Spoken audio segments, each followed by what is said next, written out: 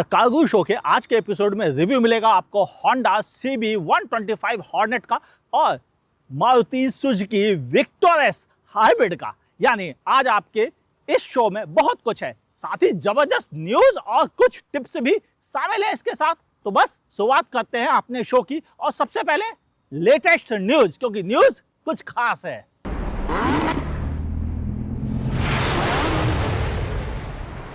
News segment में सबसे पहले बातें होंगी जबरदस्त न्यूज जो आ रही है स्कोडा की तरफ से। स्कोडा ने अपनी काइलैक को CHD कैंटीन के थ्रू बेचना अब शुरू कर दिया है। स्कोडा भारतीय बाजार में अपनी ऑक्टाविया RS को भी लॉन्च करने की तैयारी में लगा है। 6 अक्टूबर से इसकी बुकिंग स्टार्ट हो रही है और नवंबर मंथ में किसी भी समय इसे लॉन्च किया जा सकता है। GST के रुझान अब आने लगे हैं। फायदा क्या है? पहले दिन टाटा मोटर्स ने लगभग 10,000 कारें डिलीवर कर दी हैं, वहीं hyundai ने 11,000 कारें डिलीवर की है और मारुति सुजुकी सबसे आगे, उसने 25,000 यूनिट पहले दिन में डिलीवर की हैं। यानी GST के कम होने से इंडियन कंज्यूमर्स में जबरदस्त रुझान देखने को मिला है। ओवरऑल ये पता चला है कि लगभग 50,000 व्हीकल 4 व्हीलर्स और 2 लाख 2 व्हीलर्स पहले दिन बिके हैं। हाँ, यही थी कुछ खास खबरें न्यूज सेक्शन में, जिस पर बोलबाला रहा GST का।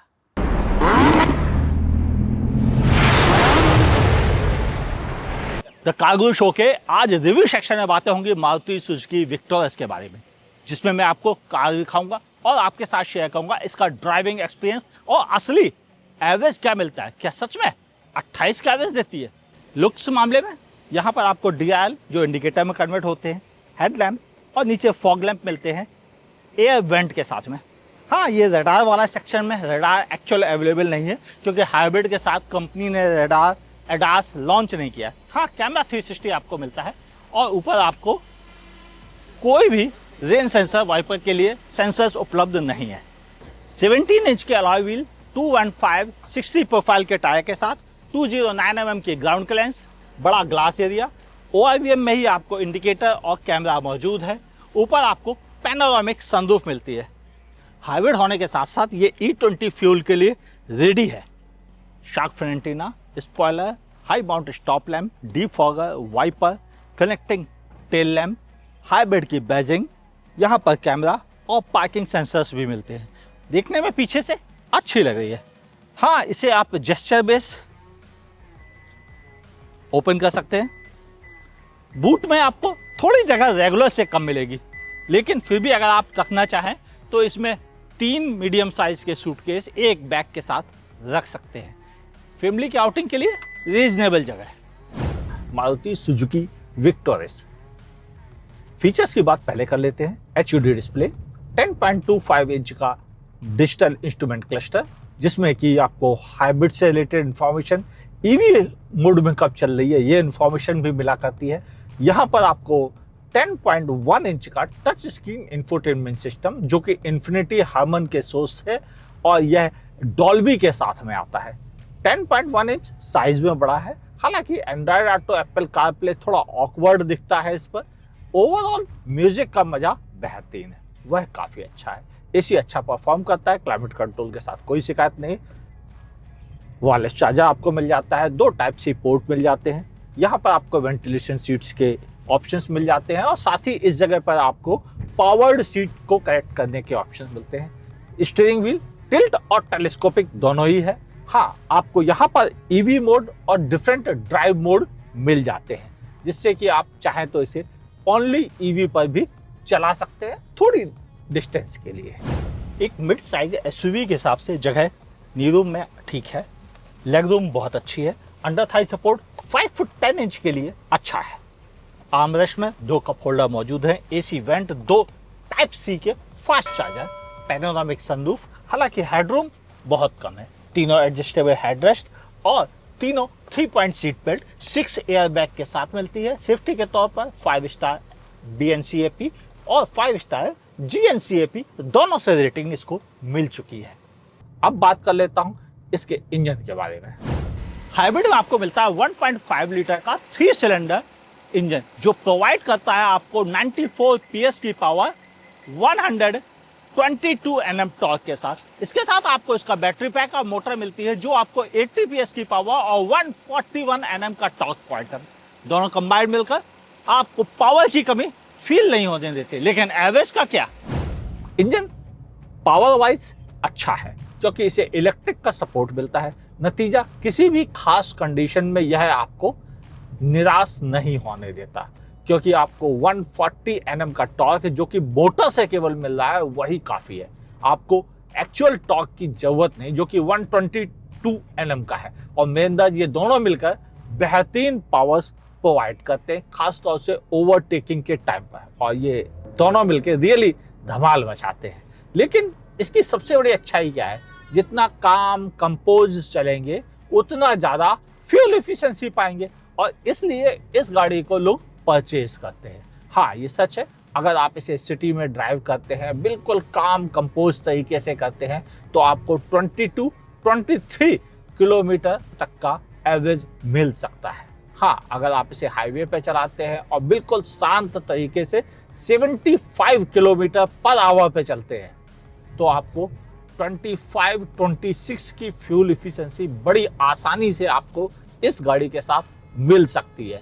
अगर अकेले चलेंगे तो कोई बड़ी बात नहीं, आप 28 जो कि क्लेम्ड और सर्टिफाइड रेंज कही जाती है वो आसानी से पा सकते हैं। लेकिन जितना रफ ड्राइव करेंगे इसकी एफिशिएंसी उतनी ही कम होती चली जाएगी। इस गाड़ी की कीमत 19.5 लाख से थोड़ी सी ज़्यादा है, मगर इसमें आपको इलेक्ट्रॉनिक पार्किंग ब्रेक नहीं मिलता है और आपको एडास के कोई फीचर्स नहीं मिलते टॉप एंड वेरिएंट होने के बाद भी, जो मेरे नज़र में माइनस पॉइंट है। हाइब्रिड के साथ ये दोनों एक्सक्लूसिव फीचर जरूर होने चाहिए थे। कंपनी ने शायद टॉप एंड की प्राइस कम रखने की वजह से इनको नहीं दिया है। मे बी पॉसिबल कि आगे फ्यूचर में ये ऑप्शन आपको मिले। चलिए बाकी बातें कंक्लूजन में करते हैं। अगर आपको ज़्यादा चलना है या हाईवे पे ज़्यादा चलना है, सिटी में ज़्यादा चलना है, दोनों ही कंडीशन में हाइब्रिड एक अच्छा ऑप्शन है जो आपको ऑलमोस्ट 22-23 का फ्यूल एफिशिएंसी सिटी में और 24 के आसपास की फ्यूल एफिशिएंसी आसानी से आपको हाईवे पे प्रोवाइड कर देता है। अगर आप बहुत ज़्यादा फ्यूल बचाना चाहते हैं तो आप 26-27 तक जा सकते हैं, लेकिन इससे ज़्यादा एवरेज मिलने की संभावना ऑलमोस्ट ना के बराबर है। Overall safety 5 star, fuel efficiency pure 5 star, यानी दोनों के मामले में मारुति सुजुकी जोरदार। अब अगले सेगमेंट में बात होगी होंडा CB125 हॉर्नेट के रिव्यू की। Pradeep, all yours.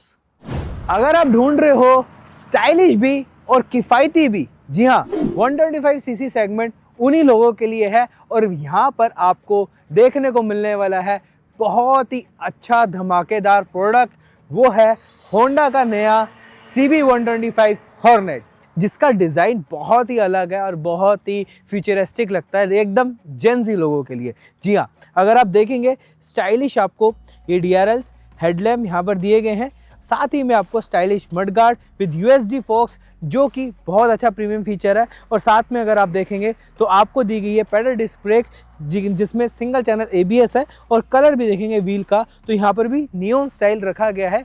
And side profile में भी आपको वही विंगलेट्स वगैरह, जैसे आप साइड फेयरिंग जिसे कहते हैं, वो काफ़ी अग्रेसिव देखने को मिलती है। इनफैक्ट क्लीन लुक है, मफलर भी काफ़ी बड़ा और चंकी लगता है with silver finish. And rear में आपको भी ग्रैब हैंडल्स काफ़ी अच्छी लगती है देखने में भी, एंड टेल लाइट भी काफ़ी अच्छी लग रही है। इनफैक्ट अगर मैं बात करूं मेन सीट की तो सीट यहाँ पर मुझे थोड़ी छोटी लगी है क्योंकि यहाँ पर स्प्लिट स्टाइल सीट दी गई है। मेरे बैठने की जगह है लेकिन पीछे पिलियन के लिए थोड़ी कम जगह रखी गई है।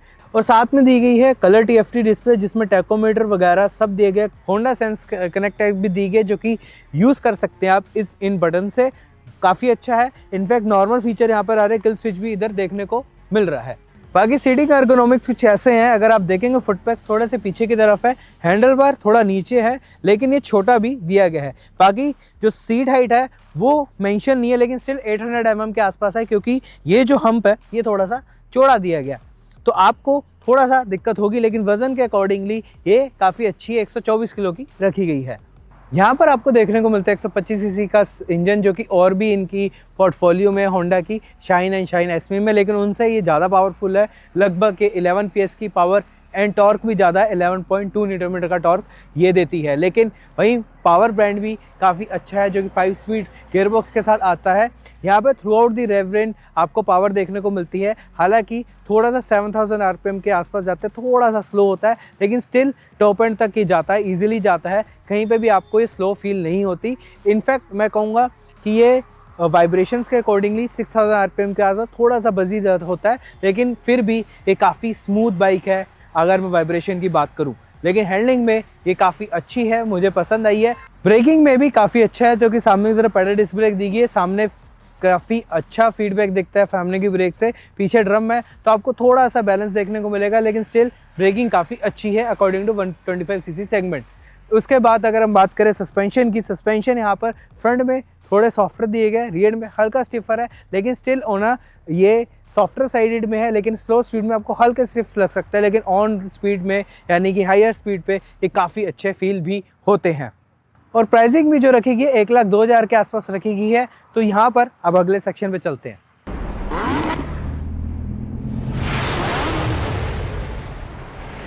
आपके सवाल कारगुरु के जवाब। इस सेगमेंट में पहला सवाल भेजा है संदीप ने। संदीप का कहना है MG इंडिया से जा रही है क्या? सुना है JSW को शेयर बेच रही है। ध्यान से समझना पड़ेगा एक्चुअली क्या हो रहा है। SAIC जो कि चाइना का ब्रांड है, वह अपनी ब्रांड MG को इंडिया में करता है। अब वह ये कह रहा है कि वह इंडिया में अपना कोई और इन्वेस्टमेंट नहीं करेगा। नतीजा कि वह अपने जितने भी शेयर है उसको ही होल्ड करेगा, उसके अलावा कुछ और पैसे नहीं लगाएगा।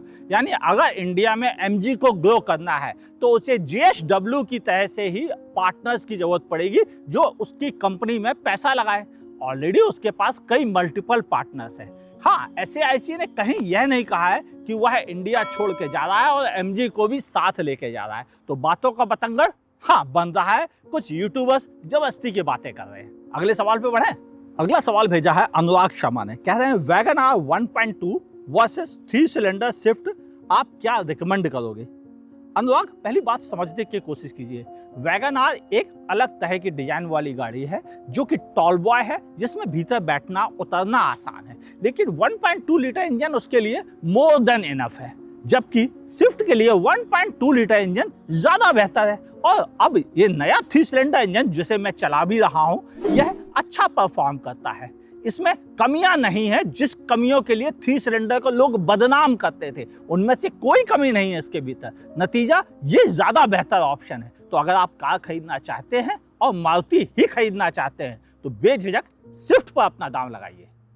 अगला सवाल भेजा है पंकज ने। पंकज पूछ रहे हैं कारगुरु प्लीज VF6 का रिव्यू वीडियो बनाएं कि एक्चुअली रियली कितनी रेंज देगी और आपकी क्या ओपिनियन है। मैंने लाइव शो में आपका सवाल देखा था, आप अभी भी विंडसर को ही ज़्यादा रिकमेंड कर रहे हैं। हाँ, ये रीजन है उसका, क्योंकि विंडसर को आज आप परचेज कर सकते हैं, जबकि VF6 की डिलीवरी शुरू होने में अभी वक्त है। हाँ, ये बात काफ़ी हद तक सही है कि VF6 को मैं वियतनाम में चला चुका हूँ और वहाँ पे एक अच्छा आइडिया मिल गया था। इंडिया में हम इसे अगले महीने रिव्यू करने वाले हैं, तब हम आपके साथ जरूर शेयर करेंगे कि यह कितनी रेंज दे सकती है। मेरा अनुमान है कि यह 380 से लेकर 420 किलोमीटर की रेंज आसानी से दे सकेगी। फिर भी रिव्यू का वेट कीजिए आप।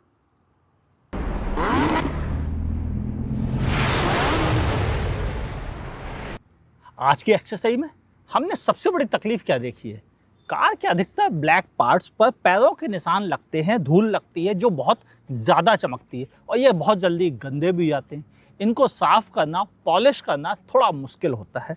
हम नॉर्मली माइक्रोफाइबर क्लॉथ का इस्तेमाल तो करते हैं और ये काफ़ी हेल्प भी करता है, मगर जब गंदगी चिपक चुकी हो तो क्या करें? जब शाइनिंग खो चुका हो तो क्या करें? मैं एक प्रोडक्ट को 2019 से इस्तेमाल कर रहा हूँ। हाँ, ये इतना बड़ा पैक है और इसे 2019 में मैंने ख़रीदा था। अब उस समय क्या प्राइस थी? 322 रुपये MRP लिखा है इस पर। हालांकि मुझे नहीं लगता कि यह इतना महंगा होगा, मैंने डिस्काउंट पे ही ख़रीदा होगा और तब से आज तक मैं इसका इस्तेमाल कर रहा हूँ। अब ये बिल्कुल ज़रा सा ही बचा है इसके भीतर और अच्छा काम करता है। बस कुछ नहीं करना है, ब्लैक हिस्से में स्प्रे कीजिए और फिर माइक्रोफाइबर क्लॉथ से स्प्रेड कीजिए। रबड़ के पार्ट्स, प्लास्टिक के पार्ट्स अपनी चमक वापस ले आते हैं। और जो प्राइस में उपलब्ध है उस प्राइस के हिसाब से यह बहुत अच्छा है और आपको अंतर साफ दिखता भी है। और मेरे अंदाज इस कीमत में इससे बेहतर प्रोडक्ट ढूंढना रियली मुश्किल है और शायद इसी वजह से मैं इसे इतने लंबे समय से इस्तेमाल कर रहा हूँ। आप इसके अलावा एक चीज़ मैंने अभी हाल में डिस्कवर की है, ये एक खास तरह का क्लॉथ है। हालांकि ये कहलाता तो माइक्रोफाइबर है लेकिन ये बिल्कुल डिफरेंट है। ये ग्लास क्लीन करने में बड़ा अच्छा रहता है। यानी आपको जब भी ग्लास क्लीन करना हो तो हम अक्सर इस्तेमाल करते हैं नैपकिन का, कभी कभी हम इस्तेमाल करते हैं अखबार का, उसके मुकाबले ये अच्छा है क्योंकि ये कोई भी रेजिड्यू छोड़ता नहीं है ग्लास पर। यानी ग्लास 2 बार रब करने पर बिल्कुल एक ही ऐसा चमकता हुआ मिलता है जैसा कि ब्रांडेड फैक्ट्री से आया हो। यही इसकी सबसे बड़ी खासियत है। और मैं इंटीरियर क्लीन करने में जहाँ सबसे ज़्यादा दिक्कत आती है वहाँ पर इसका इस्तेमाल करता हूँ। तो प्लीज़ इन दोनों के लिंक दे रखें, आपकी मर्जी है जहाँ से खरीदिए, बस इसको देखिए और समझिए। ये बहुत सिंपल, बहुत छोटा सा है, थोड़ा महंगा जरूर लगा मुझे लेकिन ठीक है, क्या कर सकते हैं।